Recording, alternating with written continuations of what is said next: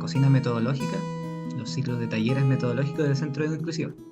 La cocina metodológica es un espacio de formación que permite que investigadores y profesionales y miembros del sistema educativo puedan discutir sobre el proceso de producción de conocimiento y del proceso de incidencia en las políticas públicas. Hoy comenzamos con el primer taller del ciclo 2024 y se titula Bases para la transformación del financiamiento de la educación escolar. En este taller, el equipo de la línea Valor Público en Educación del Centro Edu Inclusiva discutirá las principales lecciones obtenidas de su proceso de investigación y elaboración de un documento que sugiere un marco conceptual para plantear una propuesta sobre el financiamiento del sistema escolar en Chile. Para ello, contaremos con la participación de 3 investigadores. El primero es Pablo González, ingeniero comercial de la Universidad Católica de Chile y doctor en Economía de la Universidad de Cambridge, profesor adjunto y director académico del Centro de Sistemas Públicos de la Universidad de Chile e investigador principal de la línea Valor Público en Educación del Centro Edu Inclusiva. También nos acompaña Verónica López, psicóloga de la Pontificia Universidad Católica de Chile y doctora en Psicología de la Universidad Autónoma de Madrid, directora del Centro de Investigación para Educación Inclusiva y directora del Programa de Apoyo a la Convivencia Escolar PACES de la PUC, y académica titular de la Escuela de Psicología de la Pontificia Universidad Católica del Paraíso. Y por último, Juan Pablo Valenzuela, doctor y magíster en Economía de la Universidad de Michigan Ann Arbor de Estados Unidos e ingeniero comercial de la Universidad de Chile y director del Centro de Investigación Avanzada en Educación. Finalmente, quien moderará este encuentro soy yo, Luis González, ingeniero comercial y magíster en Políticas Públicas de la Universidad de Chile y profesional del Centro de Investigación para la Educación Inclusiva. El taller metodológico de hoy contempla una presentación inicial a cargo del doctor Pablo González y luego abriremos la discusión en donde Juan Pablo y Verónica compartirán sus apreciaciones y reflexiones. Posteriormente le pediremos a quienes hoy nos acompañan participan y que puedan hacer sus preguntas y comentarios para desarrollar una conversación final. Les recuerdo que también que esta actividad será grabada y sin más que añadir, dejo con ustedes al doctor Pablo González.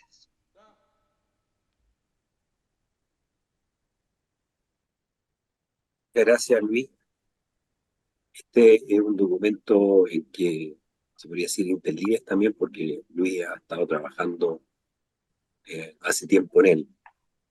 Eh, por el tipo de presentación, que es más como del proceso, déjenme partir contando que cuando Vero nos encomendó este tema, yo me asusté harto porque lo encontraba súper difícil. Y entendí inmediatamente que me iba a tomar mucho tiempo de pensar, de pensar en términos distintos a lo que se hace normalmente una investigación, que uno se hace una pregunta, la encuadra, mira los resultados hasta un cierto momento, eh, define la metodología y después tiene que mirar los resultados y dar una explicación y discutir. En este sentido, este tema del sistema de financiamiento es totalmente distinto, porque es una pregunta con muy poca evidencia empírica y en el cual uno no puede formular como una pregunta de investigación, sino más bien tiene que preguntarse cómo respondo a la pregunta. Eh, ¿Cuáles son las alternativas? ¿Qué rol juega el sistema de financiamiento? Eh, ¿Y para qué? Entonces, bueno, en todo ese tipo de cosas nos tuvimos que meter y lo hicimos en un proceso que les voy a contar un poco si me empieza a funcionar. Ahí está. ¿Mm? Eh, entonces nos metimos por distintas aristas. Una de esas aristas más o menos obvia, ¿no es cierto? Es, bueno, miremos el mundo, ¿qué está pasando en el mundo? Entonces, este modelo de financiamiento chileno, ¿qué tan distinto es de la alternativa? Y para eso Luis hizo una revisión de modelos en 16 países, basado en literatura, ¿no es cierto?, previa y otros textos, o sea, como secundarias, si ustedes quieren, fuentes secundarias. Así se llaman en estos procesos. ¿No? Y básicamente encuentra que hay tres tipos como generales, ¿no es cierto? Unos países con financiamiento y administración de servicios educativos centralizados, y hay algunos ejemplos, eh, en que tienden a predominar mecanismos de financiamiento de la oferta, que básicamente determinan la contratación de personal, ¿no es cierto? Material pedagógico, mejoramiento de infraestructuras y son financiados directamente por el Estado, como con el presupuesto público, si quieren. Eh, pero en general estos países están evolucionando fuertemente a incorporar, si no lo tienen desde siempre, ¿no es cierto?, criterios de demanda. ¿Qué significa esto? Que la contratación de personal no es ad hoc, no es discrecional, sino que obedece a un cierto modelo que está determinado finalmente por notablemente la matrícula, el currículum, ¿no es cierto?, que tanto personal se necesita de acuerdo a esos niveles de matrícula, y en base a ese tipo de modelos se define el financiamiento. No es que sea discrecional. Cuando es discrecional, que ha pasado en algunos países latinoamericanos, a mí me tocó hace mucho tiempo, ¿no es cierto?, mirar algunos países en África y en Latinoamérica y en Asia, y claro, tenían financiamientos, muchos de ellos discrecionales. Y eso en general no es muy adecuado, no es muy eficiente, porque tienden a responder como al poder relativo de los que presionan, ¿eh? Entonces, terminas con un financiamiento muy fuerte en los liceos de las capitales, por ejemplo, ¿eh? Porque, claro, es ahí donde hay más influencia, ¿eh? Liceos de excelencia. Después, en países con financiamiento centralizado y administración descentralizada del servicio, o sea, se financia centralizadamente. Y ahí lo que encontró esa revisión, Luis, es que ahí tienden a haber eh, criterios que tienen que ver con la demanda. Y no son a la oferta, toman en cuenta la matrícula, de algún modo. Y hay países con financiamiento de administración descentralizada de la educación escolar, donde existe una mayor diversidad en los mecanismos de financiamiento, donde mecanismos de demanda tienen un sistema de subsidio parecido al chileno, ¿no? Y los financiamientos de la oferta tienden a dirigirse hacia la contratación de personal, la mantención, el transporte. Ahora, con esta revisión, lo que hicimos fue, bueno, ¿cómo hay ciertas lecciones, ¿no es cierto?, que pueden derivar ciertas lecciones, pero también cómo podemos estructurar esta revisión para que nos sirva más, ¿cierto? Entonces, de nuevo, ahí se me había trancado. Entonces, algunos aprendizajes que surgen, ¿no es cierto? En la mayoría de los casos, sin importar cómo se realiza la transferencia ni a quién se dirija el subsidio, ya sea respecto a la demanda, se utilizan fórmulas que contienen criterios de demanda, contabilizando el costo de servicio de educación para un estudiante. Esto es súper importante. O sea, hay modelos de costos, ¿no? Modelos por ejemplo, cuántos docentes, como expliqué antes, cuántos docentes se necesitan dado la matrícula que existe. Hay pocos países que utilizan mecanismos puros de financiamiento de la oferta. En general son mixtos. Como dije, en el caso de la oferta más discrecional, ¿no es cierto? Eso se ha ido superando, es propio del bajo desarrollo de los países, la poca transparencia del sistema público.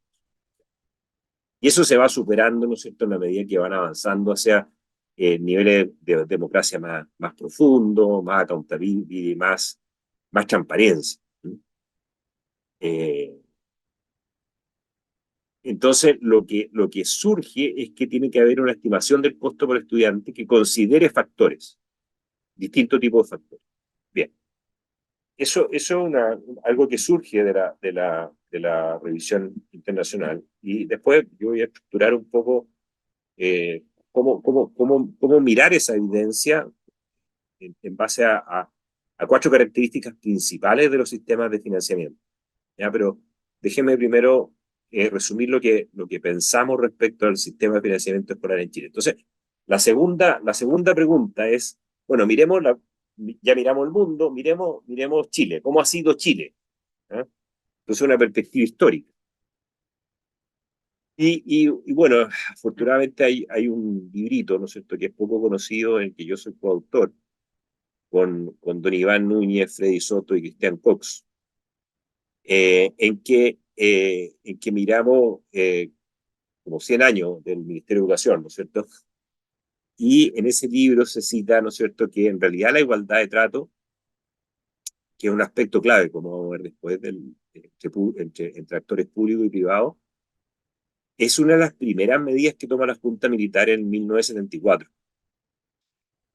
Y no la toma como parte del proceso de descentralización que después introdujo, sino que lo toma por una cuestión ideológica, ¿no es cierto?, de querer promover la actividad económica privada, considerando la educación y la salud como una actividad económica más. Eh, pero si uno va al documento y revisa la historia, ¿no es cierto?, en realidad esto del apoyo privado existe desde el siglo XIX, que no es una cuestión novedosa, ¿sí? Lo que pasa es que era una fracción del costo del alumno fiscal, que en algún momento se regularizó, o sea, en algún momento fue discrecional, como todavía en algunos países como Argentina, que todavía es discrecional.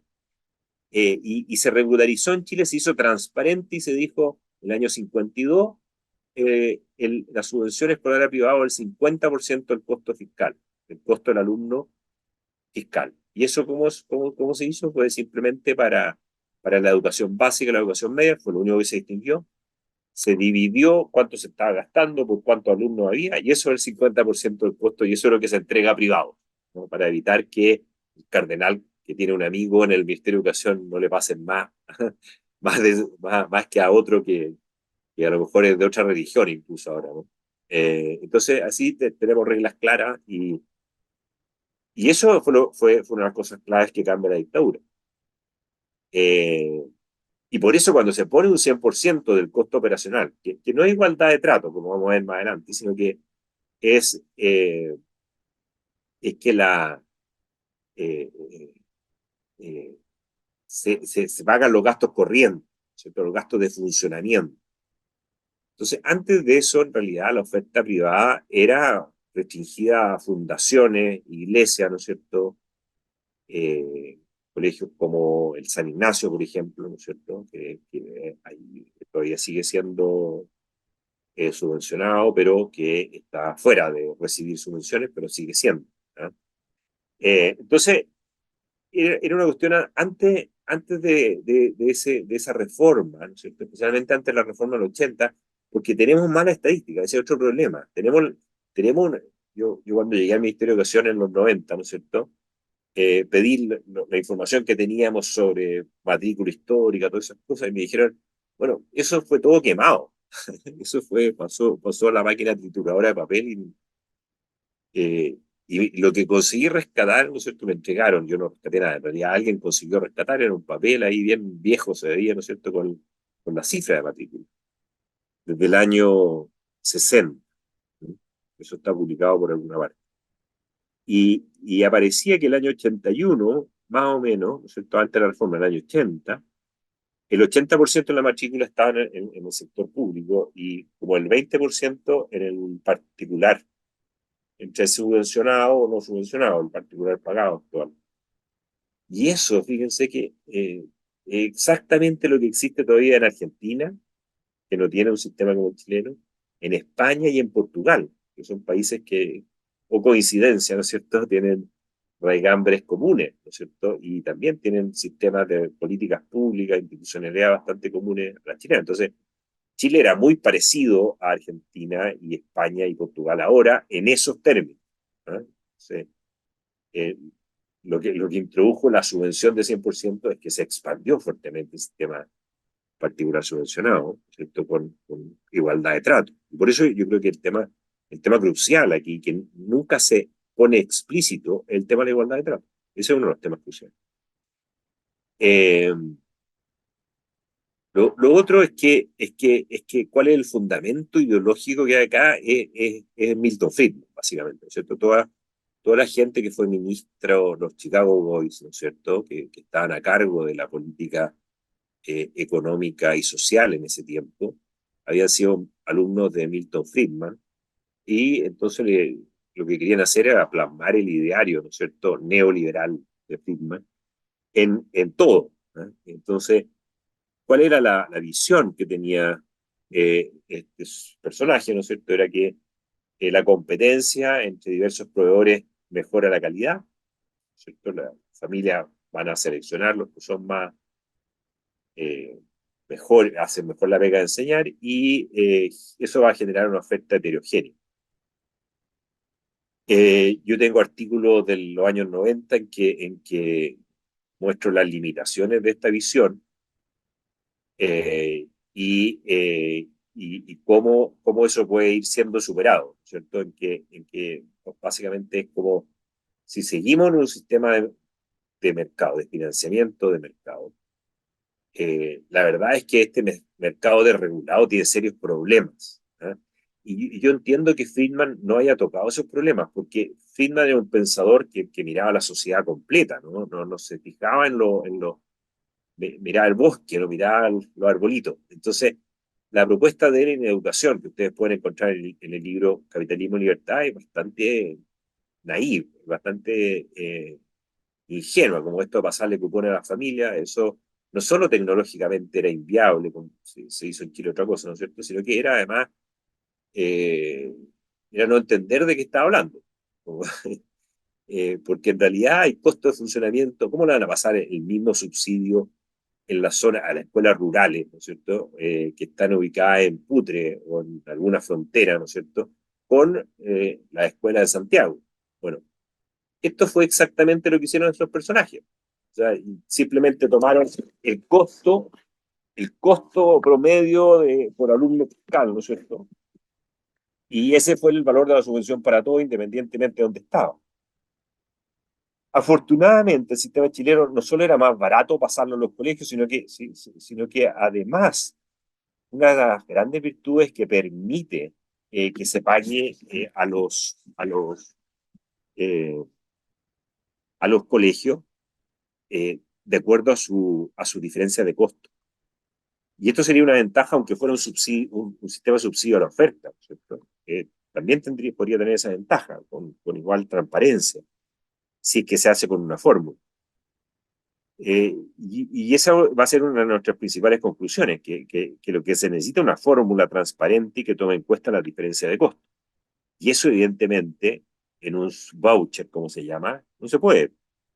Entonces, olvídense el voucher. No hay ni siquiera que hablar de voucher, ¿ya? Porque en realidad no se puede hacer eso. No se puede traspasar un cupón a la familia. Que entre paréntesis no fue Friedman el primero que propuso eso, fue un señor de apellido Penn en el año 1790 y tanto, en un libro herético, ¿no es cierto?, para la época, porque era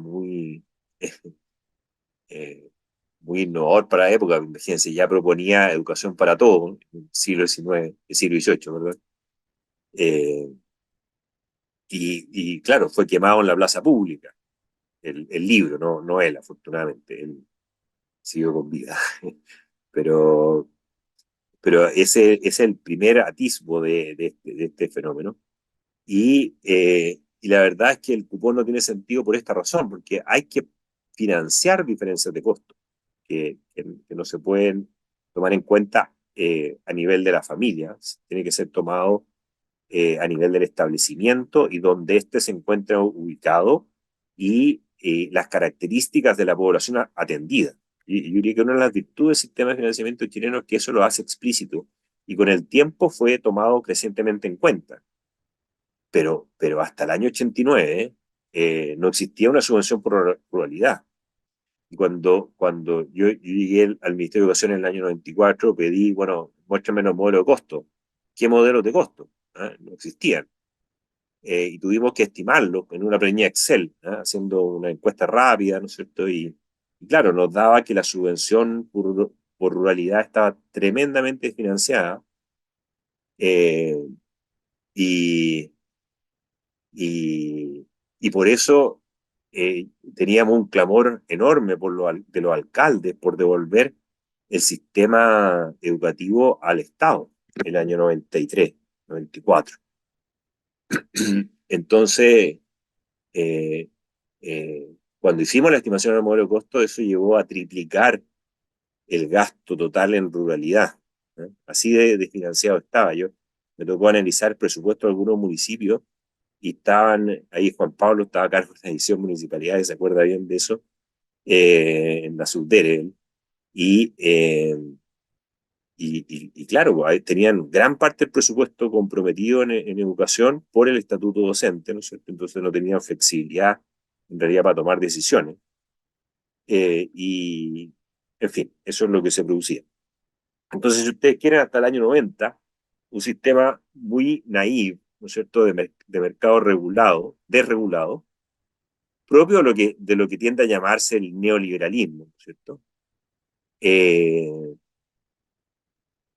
además se implementó en un contexto de crisis social y, y en el año 82, ¿no es cierto? Chile era de los países más afectados del mundo por la recesión internacional. Y claro, el ajuste se hizo en los sectores sociales. La reducción de las remuneraciones docentes que se produjo tras el proceso este de desmunicipalización está estimado por Pedro Montt, ¿no es cierto? También difícil para él fue reconstituir la estadística, fue difícil para él reconstituir la información, pero lo que él logró recabar es que alrededor de, con Pedro Serra, ¿no es cierto?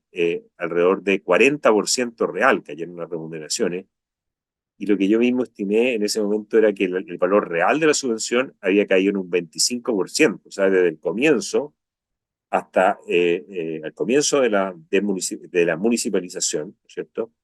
Está acompañada por una reducción del valor de la subvención. Eh, que hay un artículo por ahí que dice eh, eh, que los vouchers son más eficientes porque lograron una reducción del gasto, ¿eh? Entre el 80 y el 90. Imagínense. No tomaban para nada en cuenta el contexto de crisis, ese tipo de argumentos. Bueno, y uno puede caracterizar, y este otro trabajo que estamos haciendo que está en curso y que presentamos en una conferencia internacional de la Comparative International Education Society sobre la política de los sistemas educativos, en que básicamente caracterizamos lo que viene a pasar en Chile entre el 90 y el 2015, ¿no es cierto? Como una política orientada a resolver la falla de mercado, en un proceso que fue bien gradual, como que teníamos bien claro todo lo que había que hacer, pero no era viable hacerlo en el 95. ¿Ah? O sea, en el 95 ya discutimos todas las medidas, ¿no es cierto?, al interior del Ministerio de Educación que había que tomar, como las subvenciones para el preferencial, la selección, el sistema de admisión escolar, todas esas cosas, pero no había piso político ni en la izquierda ni en la derecha para avanzar en eso. La derecha tenía mayoría absoluta, entonces le gustaba el mercado no regulado. Y del lado de la izquierda, ¿no es cierto?, era un rechazo absoluto por el mercado. Entonces, ¿para qué lo vamos a perfeccionar si queremos terminar con él? Pero no teníamos la fuerza política para terminar con él. Entonces, lo que se va haciendo es corregir estas fallas gradualmente. Las más importantes quizás las introdujimos en el año 94-95 con los modelos de costo de funcionamiento y las correcciones por ruralidad, eh, por necesidades educativas especiales, que eso yo creo que tiene problemas, ¿no es cierto?, desde un comienzo, de cómo se concibió. Se crea el Sistema Nacional de Evaluación de Desempeño, que lo que busca un poco hacer comparaciones más justas, ¿no es cierto? El CIMSE de una escuela ubicada en un sector vulnerable no puede ser comparado directamente con una escuela que atiende a niños de clase media alta. Y además trata de introducir como incentivos a la no selección, es decir, se le da mayor puntaje en el SNET, después se elevó ese porcentaje incluso a más del cuarto del total, si no seleccionaba estudiantes. ¿Eh? Pero en ese momento empezar a hablar del sistema de admisión escolar era absolutamente imposible. Eh, Y además buscaba generar incentivo a los profesores, porque el incentivo que existe en la subvención le llega al sostenedor, si es que le llega, si es que lo entiende. ¿Eh?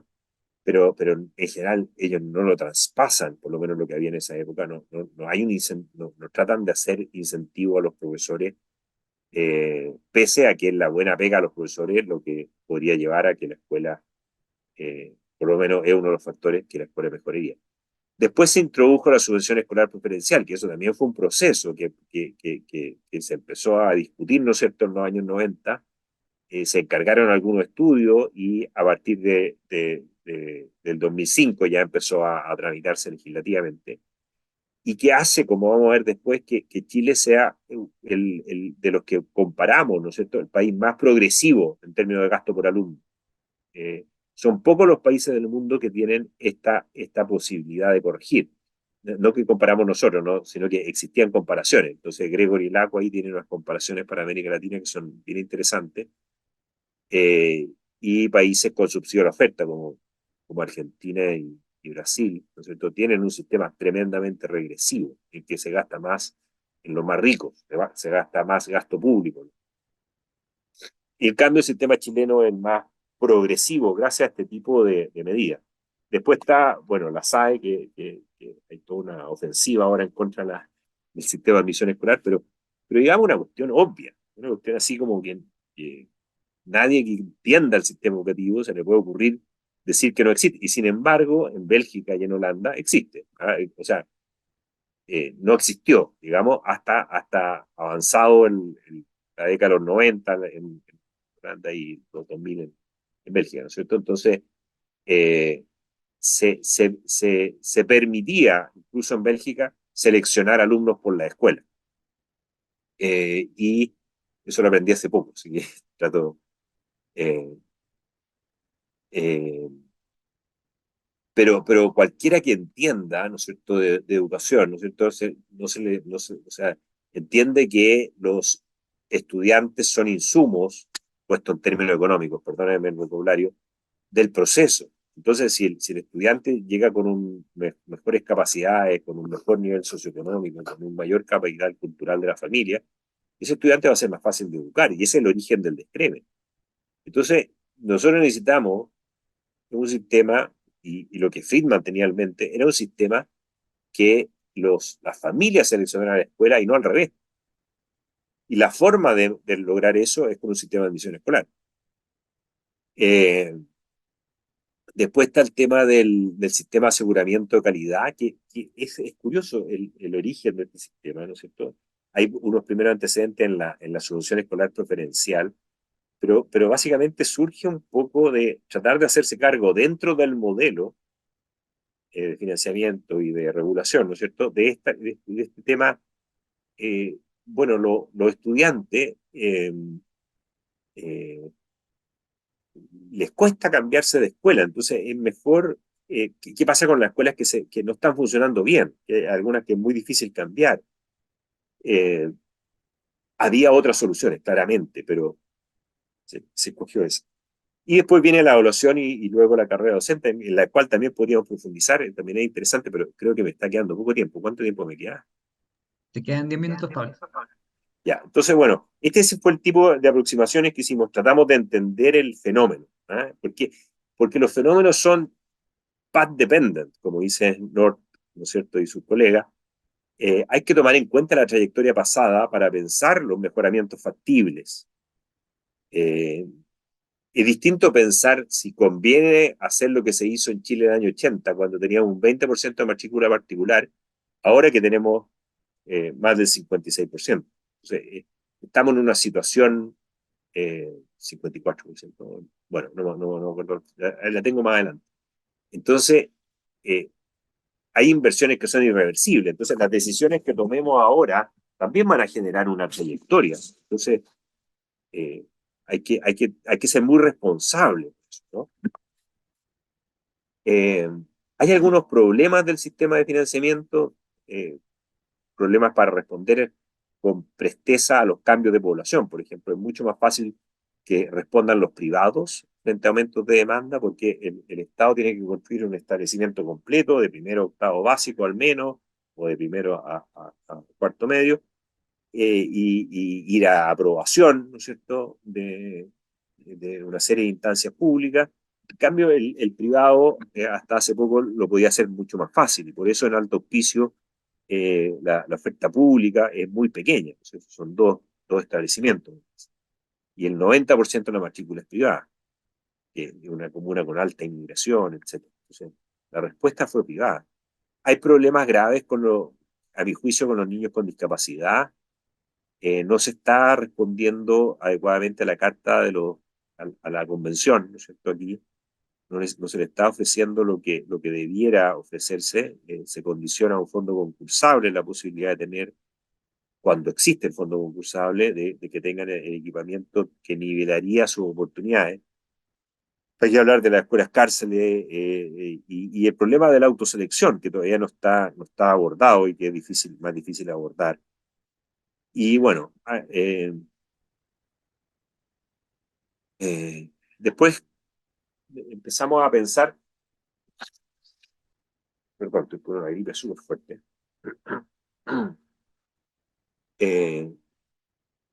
Después empezamos a pensar, bueno, ¿cómo podemos ordenar esta evidencia que tenemos? Entonces, tratar de clasificar las características del sistema educativo. Tomamos 4 características: el nivel de centralización de la fuente de financiamiento, que puede ser nacional, que puede ser la región, el estado, que puede ser el nivel local, el distrito, por ejemplo, como en Estados Unidos. Eh, bueno, lo que observamos es que en general no hay crítica al sistema chileno. El sistema chileno en general puede ser mucho más progresivo que otros, ¿no es cierto? Como los sistemas locales que reproducen las diferencias de financiamiento, de poder adquisitivo, incluso entre la misma ciudad, ¿no es cierto? Hay en zonas pobres en Estados Unidos se gasta 20 veces menos por alumno que en zonas más ricas. Entonces, eso es como un absurdo. Por lo menos así lo entiendo, que es algo como que no tiene ni pie ni cabeza, que reproduce, si ustedes quieren, la desigualdad, que no da igualdad de oportunidades. Y hay todo un debate en Estados Unidos respecto a eso. Eh, Después, el segundo factor es el nivel de centralización y autonomía de la administración de los recursos. Tercero, la fórmula sobre la cual los recursos se transfieren, que pueden diferir según el tipo de recursos, por ejemplo, docentes y servicios públicos, y si se da aporte a actores privados y cómo. Y para abreviar, ¿no es cierto?, la clave está en el 3 y el 4. Y eso es lo que discutimos más fuerte en el documento, ¿ya? Pero déjenme, claro, aquí está progresivo, es mixto el otro, oferta-demanda, y hay varias críticas, y se concentra en la crítica, pero en el fondo es muy importante también el cuarto, ¿eh? Entonces, después me voy a saltar esta parte, es más conocida probablemente, ¿no es cierto? Eh, y la otra parte que miramos es, bueno, los datos, cómo se compara Chile con el resto de los países. Eh, entonces hay una serie de consecuencias negativas. Ahora, tengo que decir que la evidencia no es causal, no es mira, esto provoca, el voucher provoca segregación escolar, ¿eh? No es causal, observamos segregación, teóricamente existe segregación, eso en los papers que escribimos en los años 90, ¿no es cierto? Hay descreme en salud, en educación, y por lo tanto, si teóricamente, pero no sabemos cuánto, no hay evidencia empírica que respalde, ¿eh? Eh, la matrícula efectivamente cae, pero no tenemos cuenta, ahí tenemos una discusión, ¿no es cierto?, que pusimos en el documento borrador de a qué se debe, porque hay gente que argumenta que esto es bueno, hay gente que argumenta que esto es malo, y lo importante es dar sustancia a esto y dar evidencia. Pero claramente hay un cambio en la composición. Hay indicadores de segregación que son altos, ¿eh? Perú es el único que le gana a Chile en el PISA, ¿no es cierto?, en términos de segregación, es más segregado que Chile. Todos los países latinoamericanos que participan en PISA son altamente segregados, por sobre el promedio de la OCDE. Bueno, Perú tiene financiamiento de la oferta, entonces no podemos decir que proviene del sistema de financiamiento. Puede haber algo más, puede haber segregación espacial de las ciudades. Tampoco sabemos cuánto la segregación se incrementó por la subvención, porque no tenemos estudios comparados con antes de la subvención. Y tampoco tenemos evaluado qué va a pasar con la SAE, ¿no es cierto? Con el sistema de admisión escolar, que debiera hacerse cargo de esta selección por la escuela y dejar solo la selección por las familias. Entonces, eso llegará a revertir un poco esta diferencia. Hay otros indicadores que son interesantes de mirar, ¿no es cierto? Y Chile en los otros indicadores está relativamente bien en relación a Latinoamérica, pero mal en relación a la OCDE, excepto en cobertura, que está bien. En gasto público también está bien, estamos por arriba como porcentaje del PIB, que algo que normalmente no se toma mucho en cuenta. Ahora, con mucha sustitución últimamente en educación superior, ¿no es cierto? Que se está Pablo, yendo quedan 4 el gasto minutos. público. ¿Ah? Quedan 4 ¿Verdad? minutos. Quedan 4 ¿Cuánto? minutos, Pablo. Cuatro. 4. Ya, entonces, bueno, ahí me salto el problema de las necesidades educativas especiales. Entonces, nuestra propuesta, después de darle mucho vuelta a qué podemos hacer, yo creo que la clave de lo que estamos escribiendo, ¿no es cierto?, es esta parte, que cambiemos de enfoque. O sea, en administración pública, por eso se llama la línea de valor público, ¿no es cierto? Hay enfoques modernos que están tratando de sustituir este enfoque ingenuo del New Public Management, que es básicamente extender la administración privada a lo público, dentro de los cuales nosotros rescatamos especialmente el enfoque de valor público. Entonces, ¿qué dice en resumen ese enfoque o el enfoque de desarrollo humano y otros? ¿No es cierto? Que no es posible reducir todos los objetivos o fines deseados de una política o un sistema a una métrica única, como sugiere el enfoque costo-beneficio tradicional, porque no es posible valorar todos los beneficios para el individuo y para la sociedad en términos de precios. Entonces ahí están todos los temas que tienen que ver con la dignidad, con la seguridad humana, con los vínculos, etcétera, ¿no es cierto? Que son importantes para el individuo, pero que no entran en análisis costo-beneficio, pero también todo lo que es bien común, todo lo que es cohesión social, por ejemplo, igualdad de oportunidades, todo eso no entra en el análisis tradicional. Entonces, hay que incorporarlo. Y eso hay que discutirlo. Entonces, esos fines tienen que ser deliberados por todos los que están involucrados.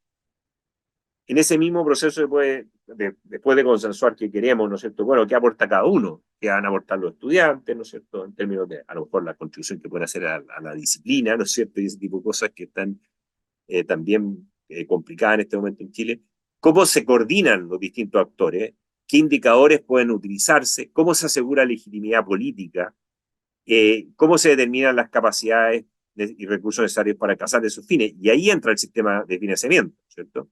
Asegurar los recursos necesarios. Entonces, ¿cómo vamos a asegurar los recursos necesarios si no discutimos primero el valor público deseado y cómo conseguirlo de forma eficiente? Entonces, nuestra propuesta es, por el momento, ¿no es cierto? Bueno, hay que contestar preguntas básicas. ¿Cuál es el valor público deseado? ¿Cuál es la arquitectura organizacional del sistema más adecuado para producirlo? Es decir, cuáles son los focos de información, cómo nos tenemos que estructurar, qué se descentraliza, qué se descentraliza. Y el sistema de financiamiento debería ser como el aceite de un motor, ¿no es cierto?, que permite que ese sistema funcione para producir el valor público deseado. Y eso probablemente involucra preguntas también sustanciales como qué tipo de ser humano queremos formar, ¿no? Eh, la incorporación de esta perspectiva permite una crítica nueva, distinta, novedosa al sistema de subsidio a la demanda, que 2 pocos han visto, minutos. no está en los documentos que nosotros revisamos. Primero, la crítica de Hirschman, ¿no es cierto?, que los mecanismos de salida pueden erosionar voz y lealtad, de los cuales depende la perspectiva de valor público. Y lo otro es que producir para el bien común requiere un financiamiento público independiente de las preferencias de corto plazo de los consumidores. Entonces, este es el concepto de publicness del autor Barry Bosman de Georgia, ¿no es cierto? Que básicamente eso lo desarrollamos en detalle, ¿no es cierto? Con el ejemplo de ABC, con el ejemplo de la Universidad Estatal en Alemania, por ejemplo, y en Estados Unidos, California, en que hay un contrato, ¿no es cierto? Que claro, depende de un criterio de matrícula, pero hay un contrato para producir valor público y se define qué es ese valor público. Y ahí añadimos que se necesita un mecanismo de toma de decisiones que permita expresar el interés general, que evite la captura por grupo de interés, que es muy importante en América Latina, y que administre de forma efectiva y eficiente los recursos escasos. Entonces, en otra área de la propuesta, la virtud subsidiaria a la oferta no es hacer independiente matrícula o dar estabilidad, sino que producir valor público, que no lo hemos visto en la discusión, ¿no es cierto? O sea, y esto es importante. Eh, Pablo, queda un de- minuto. de- ¿Bien? Un minuto ¿No? queda. Sí. Después sistematizamos los supuestos en los cuales descansa la construcción del sistema escolar y encontramos que el clave es ese. Los agentes centralizados saben cómo utilizar el uso de los recursos escasos para el mejor aprendizaje medido por Simpson. Saben y pueden hacerlo de forma eficiente. Y si no lo están haciendo, dice el cuarto, es por oportunismo, intentan extraer renta.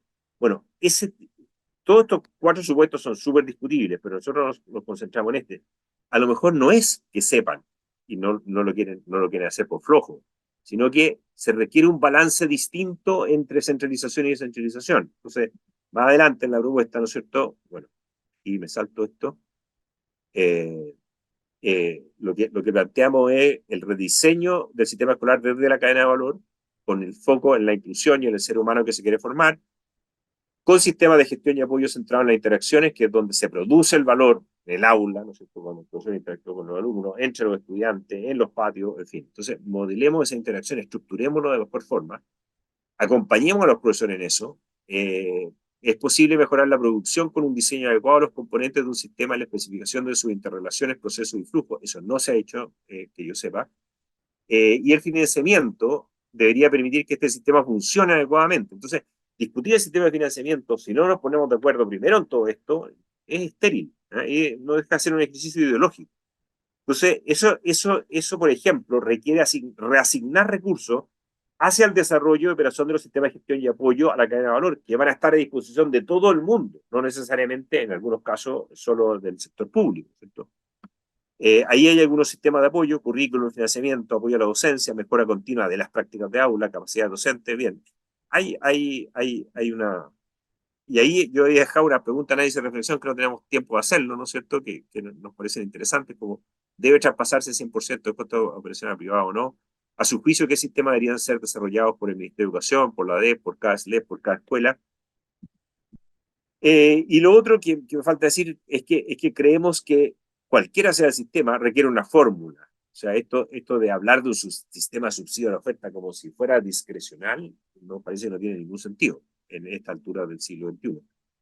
Tiene que haber una forma pública y transparente, y ahí también en el documento estamos discutiendo cuáles son las limitaciones que puede tener esto y por qué existen estas limitaciones.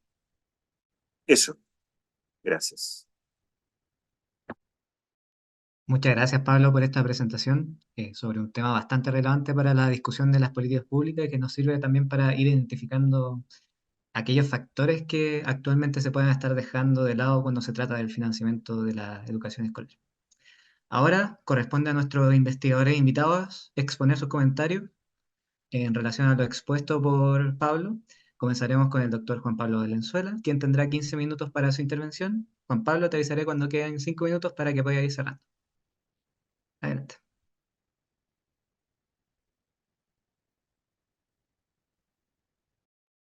Hola, buenas tardes, muchas gracias por la invitación. Esta es una primera experiencia que tengo en la cocina metodológica, y conversábamos antes de que comenzara este webinar, este conversatorio, como el foco que debiese tener. Típicamente los seminarios académicos, tiene 15 minutos el expositor que hizo la investigación, y después hay uno o más comentaristas que tenemos, sí, 10 minutos con suerte para discutir los resultados, la metodología del tema del paper. Lo cuento a los que están comenzando, que este es un grupo objetivo, el tema de jóvenes investigadores. Sí que va a tener un tema como global. Creo que el documento que está es muy rico en el análisis histórico, en la trayectoria que tiene. Pablo ha sido protagonista del periodo de la democracia, que han habido cambios importantes, pero tal como comentaba, uno puede ir a leer el tomo 3 de Historia de la Educación, ¿verdad?, de Sol Serrano y otras como editoras de esta, y da cuenta de esta trayectoria, este recorrido que nos contaba, ¿verdad?, el tema de las subvenciones que se regularon en los 50. Descuento estaba permitido el lucro, estaba permitido el copago, hubo una seguidilla de procesos de cambio durante el gobierno del presidente Frei Montalva. eh, Entrega el tema de los recursos, un 75% del aporte que realizaba a la educación pública, a la educación subvencionada, y hay una gran revolución de infraestructura, porque en los gobiernos radicales, inclusive más de la mitad de la cobertura de educación media, que era muy baja, era de particulares subvencionados. Había una incapacidad del Estado de responder a la demanda creciente por temas demográficos en forma oportuna. Entonces, los elementos que hay de nuestro sistema de un diseño de laissez-faire de mercado, como cuenta Pablo, y que paulatinamente se han ido regulando en el tiempo, son de larga data. Esta asimetría desde el punto de vista de un voucher plano, lo rural aparece en democracia, para qué decir el tema de la ley CEP del 2008 recién, ¿ah? Por condiciones socioeconómicas, y los mecanismos del punto de vista de una ley de inclusión, con un financiamiento adicional a ese grupo, y después las reformas estructurales del gobierno de la presidenta Bachelet, el segundo gobierno, que conllevan sistemas de financiamiento también complementarios. Por ejemplo, ¿verdad? El, el que el gasto en personal parcialmente ahora es financiado, todo lo que significa del tema de mejores desempeños de los profesores, con recursos ad hoc, no con recursos vía eh, subvención a la demanda. Entonces, creo que el trabajo tiene un recorrido muy interesante histórico, el tema también cómo ha ido evolucionando este componente, y tiene otro capítulo muy atractivo de las propuestas que han habido en los últimos años sobre modificar hacia un sistema de financiamiento a la oferta en vez de un subsidio a la demanda, que es como el corazón de nuestro sistema financiero actual, y que muchos lo han criticado con distintas razones, pero cuando analiza Pablo y Luis en el paper estos argumentos, son desistidos, criticados prácticamente todos ellos,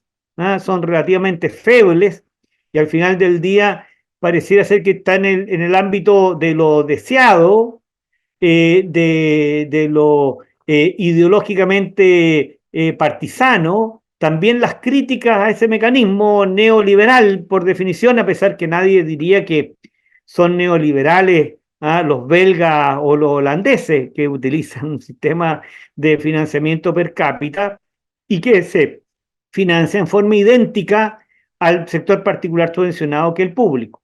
Entonces, también hay un tema como como dice el paper, ¿verdad? Desde el punto de vista de que hay un componente ideologizado muy, muy marcado. Entonces, creo que esos son elementos muy, muy atractivos, y lo que voy a relevar algunos elementos es que a mí me tocó dirigir una tesis sobre este tema, de Reimann, aquí en la Facultad de Economía de la Universidad de Chile, y entonces pudimos meternos y revisar, como dice Pablo, un tema que uno se asusta porque es un tremendo tema, y parece que el título de la canción tiene el resultado ex ante que uno se ponga a investigar.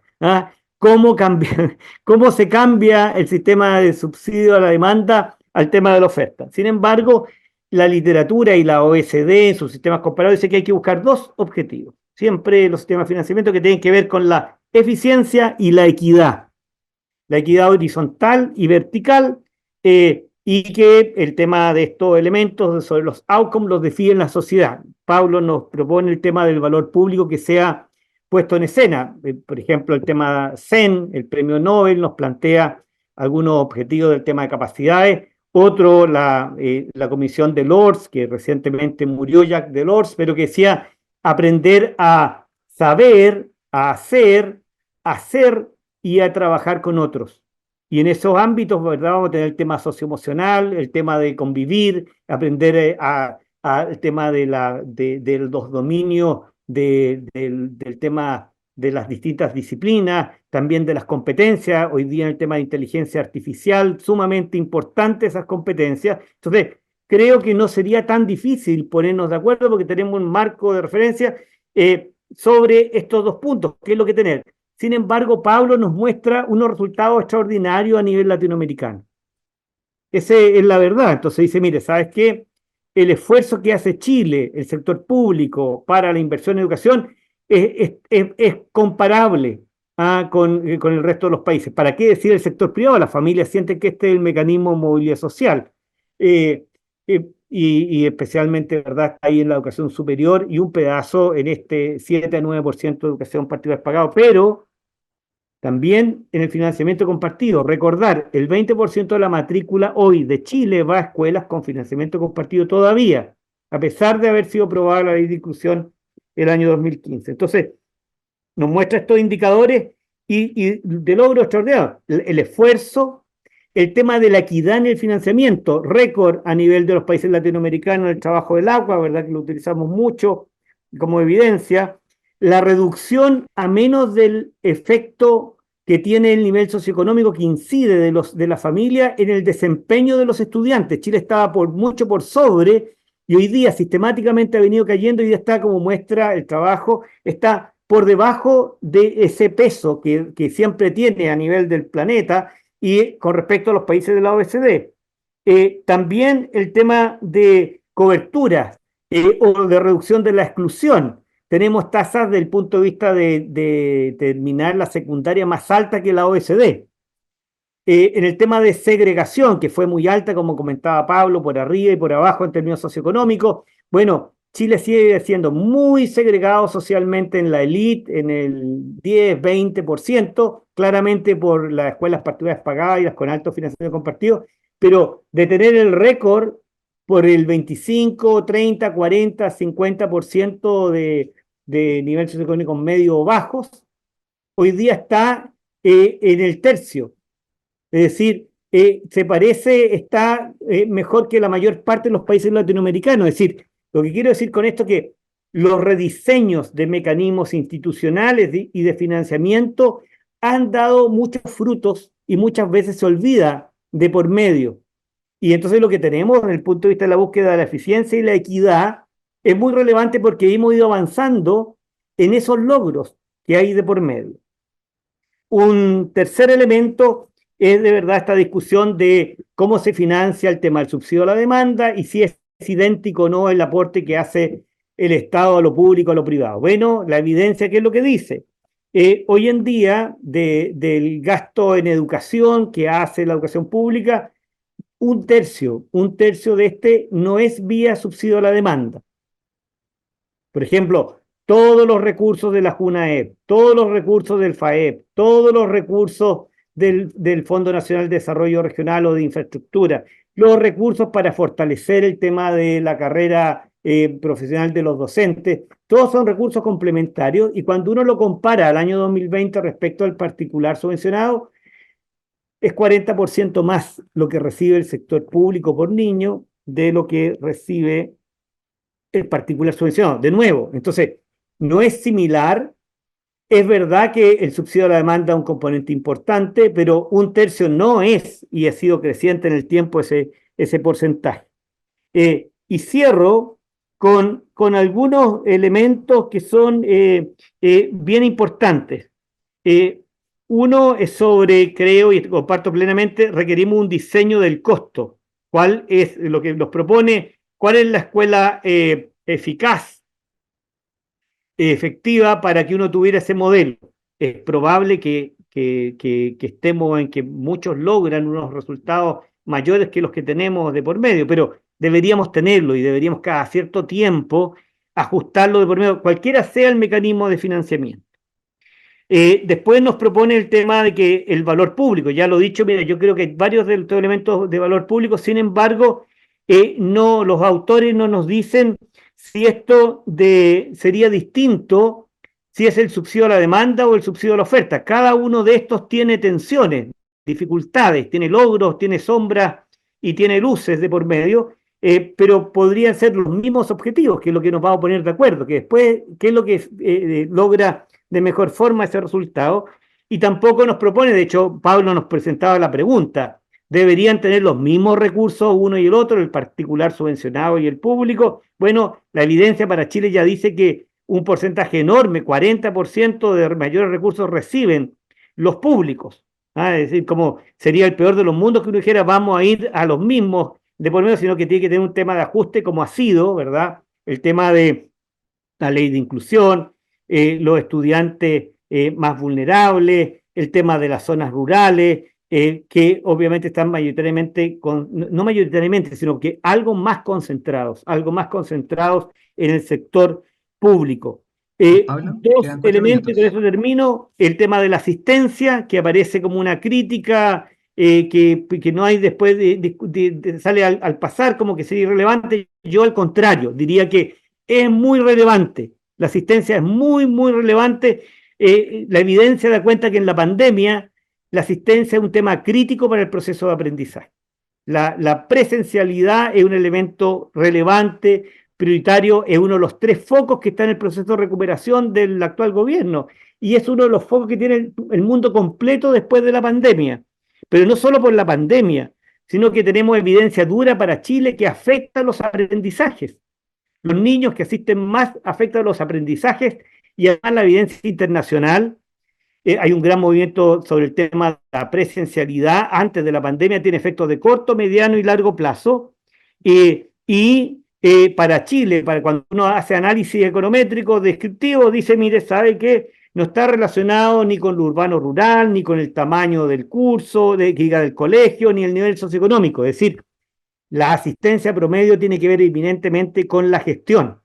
Por lo tanto, no reconocer ese componente tiene un deterioro en las oportunidades para los estudiantes, relevado aún más con el tema de la pandemia. Y termino con el foco que debería haber, el tema del planteamiento que yo debería ser un cambio estructural, moverse hacia un tema de la oferta, que queda como abierto, o debiese tener una serie de componentes que yo creo que son muy compartidos específicos. Por ejemplo, el tema de la discapacidad que plantea Pablo debería estar en la misma línea que ha avanzado desde el comienzo de la democracia con JUNAEP. JUNAEP financia una serie de identificaciones tempranas de hipoacusia, fenilketonuria, el tema de visión, el tema dental, que son mecanismos de derechos de la infancia. Debería estar ahí y que la JUNAEP podría avanzar en esos componentes que faltaran.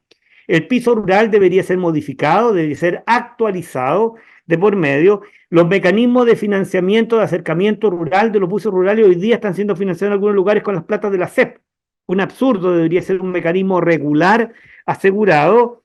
Las escuelas de reingreso que tienen siempre tasas mucho menores, o sea, no debería uno esperar que fueran pagadas por asistencia, sino que simplemente, al menos solo por matrícula, y las aulas hospitalarias. Creo que en eso, creo que tendríamos una amplia coincidencia de que son mecanismos donde el sistema de financiamiento debía ser perfeccionado contra el tiempo. Muchísimas gracias. Muchas gracias, Juan Pablo, por tus comentarios. Ahora, considerando el tiempo, le vamos a dar el paso a Verónica. De la misma forma, tendrá 15 minutos para su intervención. Verónica, te avisaré cuando queden 5 minutos para que puedas ir cerrando tus reflexiones. Muchas gracias, Luis. Te agradezco a ti y a Pablo, también a Juan Pablo, la oportunidad de comentar este trabajo. Yo les voy a compartir cuál ha sido nuestra reflexión desde el punto de vista del Centro de Investigación para la Educación Inclusiva. Y voy a quiero compartir una presentación. Aquí va. Es muy breve, ¿eh? En realidad es más bien imágenes como para hilar el relato. Nosotros desde el Centro de Inclusiva, cuando comenzamos el año 2016, formulamos la siguiente como problemática, que Chile estaba atado en sus posibilidades de avanzar hacia una educación más inclusiva, entendiendo la inclusión en sentido amplio, al menos por 3 nudos críticos. Esta imagen refleja esa idea. El primero era una forma de gobernar la educación y de financiarla, por tanto, basada en un modelo de mercado educativo que hace a las escuelas competir entre sí y eso genera alta movilidad de los estudiantes y por tanto eso afecta las posibilidades de cohesión social, de vínculo, de permanecer, por ejemplo, al interior de un propio establecimiento, o sea, afecta entonces también la trayectoria educativa. El segundo elemento era un sistema que comenzó antes del sistema de aseguramiento de la calidad, pero que avanzó con el sistema de aseguramiento de la calidad SAC, de high stakes testing, de pruebas estandarizadas con cada vez más altas consecuencias para los establecimientos y con una forma de gobernanza de la educación atada desde la agencia y sobre todo desde la Superintendencia de Educación. Que entonces genera, porque eso no ha cambiado, la tendencia en términos de costo-eficiencia de sacar a las manzanas podridas, es decir, a las estudiantes que para la escuela son más difíciles de enseñar, ya sea porque tienen mochilas más pesadas que cargan, en términos de la metáfora que usamos en el Observatorio de Trayectoria Educativa, para hablar respecto de los marcadores sociales o las condiciones de base que traen los estudiantes y que en estos modelos de costo diferenciado ustedes estaban señalando. Y la tercera, y entonces en el fondo genera una forma de gestión escolar que busca quedarse con los estudiantes que son más fáciles de enseñar, más eficientes, por lo tanto, para el sistema, que es evaluado en función de pruebas estandarizadas. Y no solo pruebas, sino también métricas, ¿no? En general. El tercero es la confusión, integración e inclusión, pensando que es el estudiante quien se tiene que modificar a través de un doble o triple financiamiento de la demanda, un doble o triple voucher, en la manera en que muchos hablan. Y dicho eso, nosotros cuando nos aprobaron la adjudicación de la continuación del centro, propusimos esta idea de que, bueno, es necesario avanzar hacia una forma de proponer cómo salimos de estos problemas, cuáles son las posibilidades reales. Estamos también en el marco de post-estallido social en pandemia, y entonces propusimos la siguiente idea, que es que para poder avanzar tenemos que cambiar enfoque, y el enfoque que invitamos a adoptar como desde una perspectiva más reflexiva y propositiva es aquel donde ponemos la interacción en el centro. Y esa interacción genera resultados de valor público, entre ellos los aprendizajes, pero los aprendizajes no son solamente aquellos que miden las pruebas estandarizadas, sino que son el aprendizaje continuo para los proyectos de vida de todas y todos los estudiantes, con independencia de las condiciones de las mochilas con rocas, piedras más o menos pesadas, para transitar en este trayecto que es la educación. Y entonces, como ven en esa imagen, las políticas, las formas de financiar la educación efectivamente, y acá agradecemos mucho a Pablo y a toda la línea de valor público que nos ha enseñado mucho en el centro en relación a la economía, ¿no? Y la economía y la educación, y la teoría económica y la filosofía también como política que está detrás de cómo pensamos el financiamiento de la educación.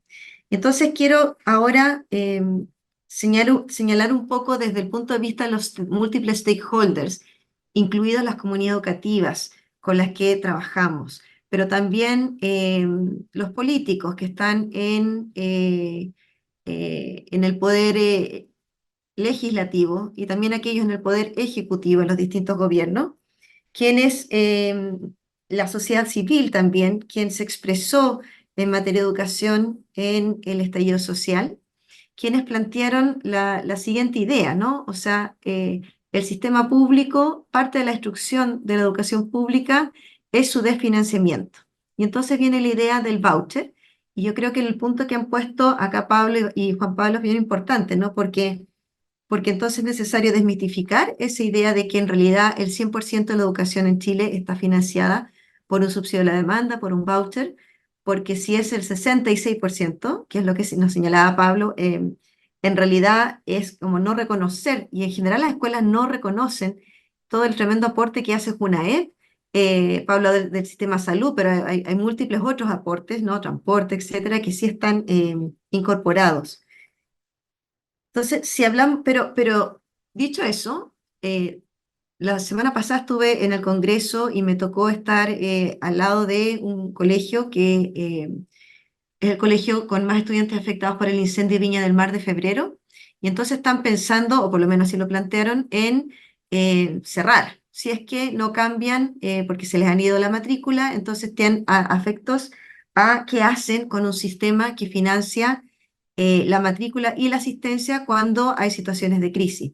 También nos ha tocado compartir con las personas representantes de las aulas hospitalarias, de las modalidades de reingreso, de los mismos modalidades de flexibilidad curricular, flexibilidad de enseñanza que señaló Juan Pablo. Y ellos nos señalan, al igual que los sostenedores municipales con los que hemos trabajado y también los SLEP, ¿qué hacemos ante la situación drástica de pérdida de matrícula cuando tenemos edificios escolares que son enormes, ¿cierto? Costos fijos con ingresos que son variables en función de la matrícula de existencia? Y parte de la crisis del sistema, incluida la transformación con la desmunicipalización, la nueva educación pública, los DEP y por tanto los SLEP y su estrategia, es que no se ha tocado ese modelo de financiamiento. Y cuando Pablo señala la ideologización para un lado y para otro en relación a voucher, sistema subsidio a la demanda, o no voucher, sistema basal, que es lo que se conversó durante el periodo constitucional, la pregunta que nos hacemos es, bueno, si es así, si es avanzar hacia un sistema de financiamiento vía oferta, ¿cómo se hace? ¿Y en qué consiste? Y aquí Pablo nos ha mostrado a nosotros como centro, que somos un equipo que buscamos la transdisciplinariedad, pero no somos economistas, salvo Pablo y su equipo, es qué podemos hacer para proponer un sistema que sea distinto, hacerlo de manera seria, reflexiva y considerando las múltiples voces de los stakeholders con los que nosotros trabajamos. Entonces ahí quiero volver a mostrarles la siguiente imagen, que es que en el marco del estallido social, nosotros avanzamos en plena pandemia a, siguiendo nuestra idea de continuidad propositiva, a plantear ciertas propuestas, y le hicimos de manera muy deliberativa entre las distintas líneas y áreas del centro, repensando el rol del Estado, otras formas de estandarización y de gobernar la educación, poniendo foco sobre la idea de democracia y participación en las comunidades educativas, y también pensarnos cómo sería posible una fórmula para transformar el financiamiento de la educación escolar. Y es ahí donde Pablo señala que en realidad ese es el último documento, que es el que estamos discutiendo ahora, ya después de dos constituciones, propuestas constitucionales, en el que seguimos pensando, ¿no? De qué manera podemos hacer esto. Y creo que estamos avanzando con la seriedad y la responsabilidad que nos compete como centros de investigación a una modalidad más propositiva de pensarnos otra forma de financiar otro sistema de educación, ¿no? Y esa forma de financiar otro sistema de educación, por mientras, generamos, bueno, una de las publicaciones que generamos en el intertanto es respecto de los PIE, porque en realidad la pregunta por cómo financiamos la educación nos surgió al interior de nuestro centro cuando empezamos a pensar y reflexionar cuál sería otra forma de financiar la inclusión educativa entendida en su perspectiva más estrecha, restringida a los estudiantes con discapacidad, que también forman parte de la diversidad de estudiantes que tenemos en las escuelas regulares. Y al hacer eso, entonces, lo que terminamos proponiendo, pensando y proponiendo, y ahí están las recomendaciones, es que, así como dijo Pablo, es necesario repensar el carácter voluntario de los PIE, toda vez que son voluntarios para los sostenedores, ¿no? No son obligación para todos los establecimientos y por lo tanto son voluntarios. El que quiere lo tiene y el que no quiere simplemente no postula. Verónica, quedan Avanzar, 5 minutos. gracias. Avanzar desde una atención individual y centrada en un modelo psicomédico, biomédico y de pedagogía diferencial individual. Y aquí hay que señalar que hay decretos en el ámbito de la educación especial como el 83, incluyo también el 67, ¿no? Que claramente son avances respecto al decreto 1 que teníamos en los años 90, pero hay un problema importante en el financiamiento, la forma que se financia, y aquí hablo ya desde mi disciplina, la psicología, que tiene que ver con un alto nivel de estigmatización como efecto de un diagnóstico que debe ser clínico. Y bueno, si ustedes leen este policy brief, no ahondamos en ese aspecto, y que tiene que ver también con pensarnos otra forma de financiar, de organizar la inclusión educativa para estudiantes con discapacidad dentro del sistema. Hoy día hemos avanzado en escuelas regulares y junto con el CJE, por ejemplo, con el equipo, la línea que dirige Ricardo Rosa, pensamos de maneras muchas veces concordantes que debiera existir, por ejemplo, formas, establecimientos, instituciones para estudiantes con necesidades de apoyo más intensas, que son mucho más caras también, sobre todo aquellos que tienen múltiples necesidades, que la gran mayoría de los estudiantes sí debiesen estar en nuestras escuelas regulares, pero que también los centros comunes, o sea, en perspectiva territorial, las comunas se pueden organizar de manera distinta. Aquí en la región de Valparaíso, por ejemplo, hay por lo menos 10 o 12 centros de atención comunal para niños de primera infancia con autismo, que también es pensar cómo financiamos la inclusión educativa más allá de lo que hace el sistema educativo por sí solo. Y eso tiene que ver con avanzar un modelo de financiamiento mixto que combina aporte basal de apoyo a la diversidad con financiamiento adicional diferenciado con este costo diferencial. Avanzando a mediano a largo plazo es un modelo mixto compuesto principalmente por escuelas regulares con presencia de escuelas referenciales y de una porción de escuelas especiales reconvertidas en centros de recursos de acceso universal. También esta pregunta está presente en la pregunta en los debates respecto de la tecnología y del acceso universal a las tecnologías, ¿no? Yo creo que desde el momento en que nosotros empezamos a pensar seriamente las posibilidades de transformar el financiamiento de la educación para otra educación que es posible, también lo hizo el Ministerio de Educación con el Congreso Pedagógico Curricular, que me imagino que conocen, ¿no? Todos conocemos ya los resultados de ese estudio que convocó a una gran cantidad de personas de comunidades educativas, de la sociedad civil y personas o organizaciones individuales, nosotros también participamos.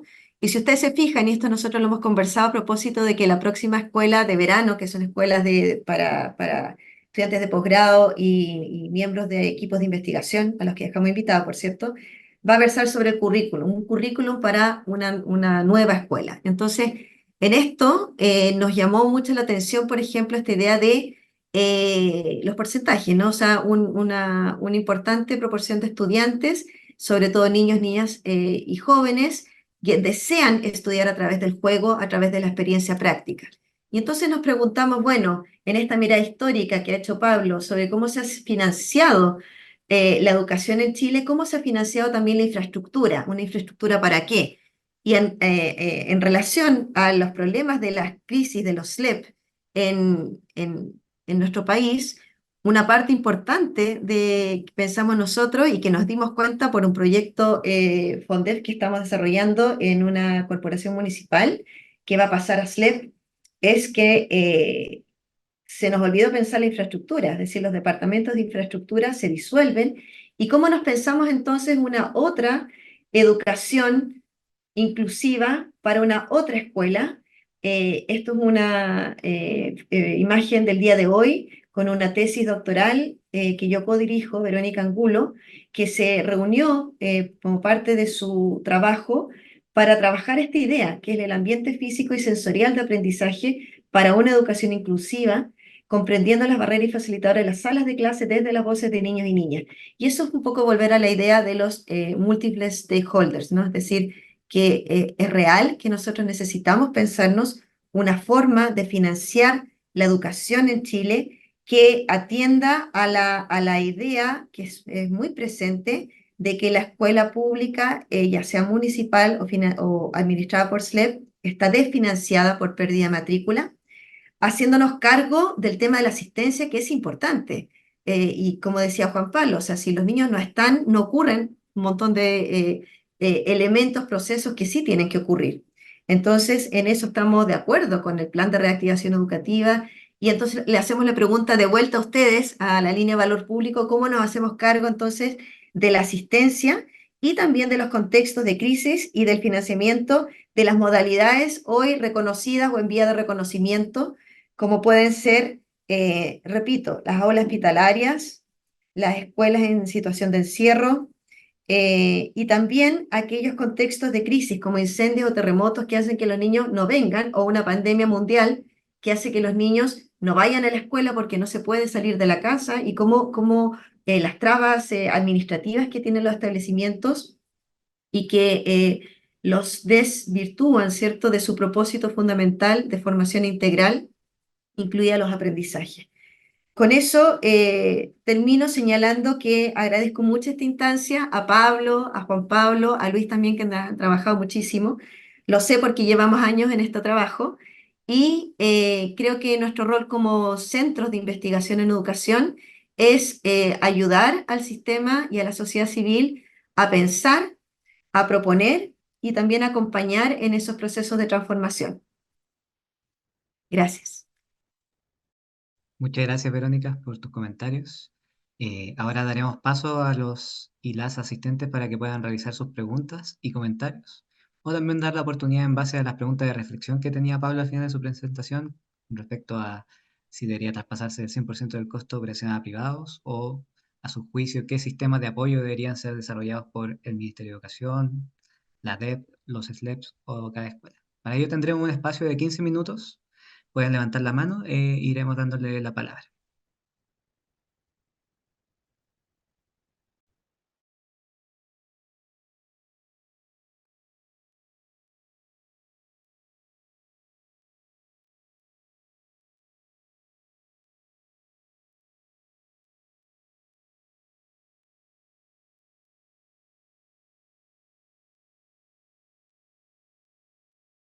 No se peleen.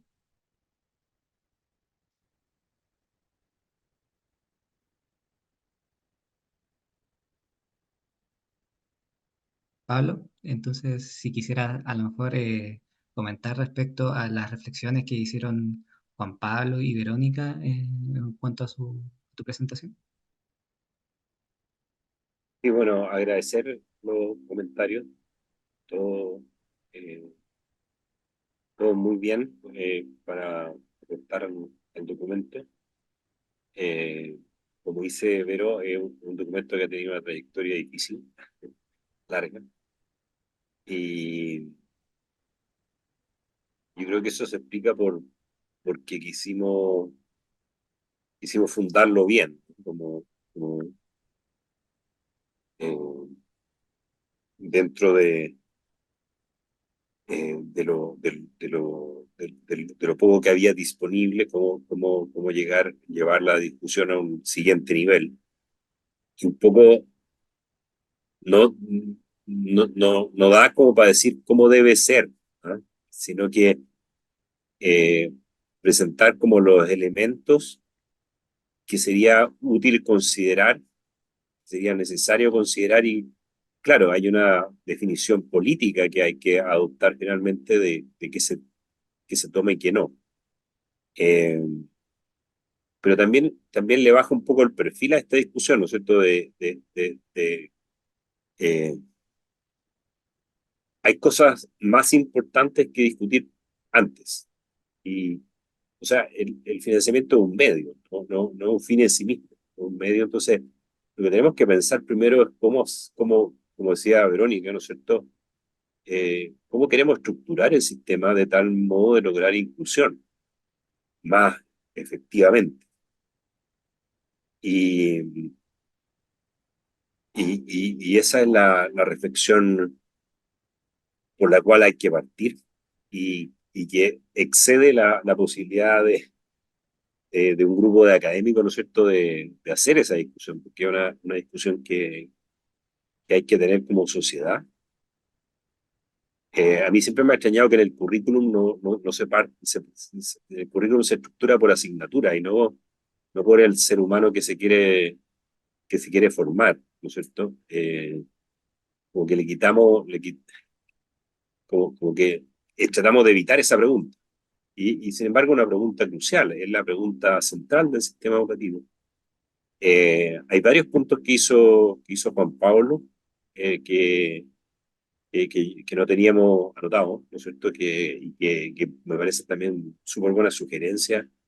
Eh, eh, por ejemplo, que este tema que se ha abordado por fondos concursables sea tomado por FUNAEP es claro, es una cosa que es importante como visualizar. Estoy viendo que Andrés Palma tiene la mano levantada. No sé si Luis le podemos dar la palabra a Andrés. Sí. Adelante, Andrés. No. Oye, muchas gracias por permitirme sumarme. Verónica me invitó hace poquito rato, estaba yo trabajando, pero escuchando y mirando intermitentemente las presentaciones. Y en la presentación de Pablo, por eso me atreví a interrumpir a Pablo, eh, tú, en una de las láminas venía un comentario sobre los 3166, pero no te referiste a eso. Y es una estructura diferente de financiamiento del sistema que alguna vez se ha pensado como moverse en esa línea. No sé si puedes eh, completar el análisis sobre ese punto. Claro, no tuvimos tiempo, pero el tema de las corporaciones 3166 son liceos fiscales que están administrados por corporaciones empresariales. Eso tiene toda una justificación que no tiene sentido desarrollar ahora, pero están presentados por dos cosas acá, porque uno podría pensar que ese tipo de contrato podría incluir estas cosas de valor público, igual que en el caso de la universidad en Alemania, por ejemplo, porque tienen contratos como de valor público, entiendo. Pero sin embargo, la experiencia chilena, hasta donde yo la conocí, era bien escandalosa, que podría ser un mal modelo, porque cuando llegamos en los 90, lo que estaba ocurriendo es que los 3166 tenían un monto de transferencia fijo y lo que iban haciendo era disminuir la matrícula para que hacer crecer artificialmente el monto en relación a su costo. ¿Ah? O sea, es como si tiene el mismo monto bajo la matrícula y con eso, eh, si tuvieran utilidad, obtendrían más utilidad. Entonces, yo creo que es un ejemplo de lo que no se tiene que hacer con un subsidio a la oferta, ¿no? O sea, es un subsidio a la oferta, pero que como fue en algún momento independiente de la demanda, independiente de la matrícula, entonces se prestó para esto, que no es lo que tiene que ocurrir. Entonces, nos sirve más bien para ilustrar una mala consecuencia que podría tener pensar un sistema de subsidio a la oferta mal diseñado, en que terminaría, si lo hace independiente de la matrícula, terminaría probablemente con una caída de cobertura del sistema educacional enorme. Y eso es una de las cosas que hay que prevenir. Por eso yo creo que un sistema de subsidio a la oferta independiente de la demanda en estos tiempos es un sinsentido.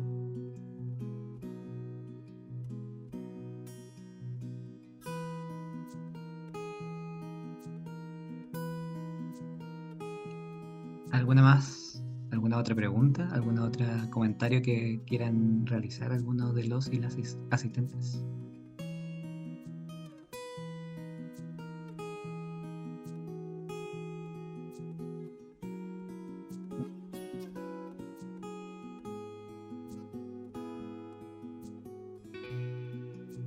Ok. Entonces, para poder finalizar, quisiéramos agradecer a todos profundamente por haber asistido a esta primera cocina metodológica del ciclo 2024. Igualmente agradecer a Pablo González, a Juan Pablo Valenzuela y Verónica López. Sin duda su reflexión y comentarios enriquecerán este proceso para que ya va en marcha en cuanto a la discusión de este documento que estamos trabajando dentro del Centro de Edu Inclusiva. También muchas gracias a nuestro equipo de comunicaciones y al equipo de desarrollo y transferencia del Centro de Edu Inclusiva, quienes han colaborado para que este encuentro sea posible. Les recuerdo que el registro de esta instancia se subirá a las plataformas oficiales del Centro de Edu Inclusiva y también les dejamos invitados e invitadas a las próximas instancias de este ciclo de la cocina metodológica. Con ese recordatorio nos despedimos y que tengan una muy buena tarde y un excelente término de semana. Muchas gracias. Gracias. Estén bien. Chao, muchas gracias, que estén muy bien. Cuídate, Pablo. Muchas gracias. Chao, gracias.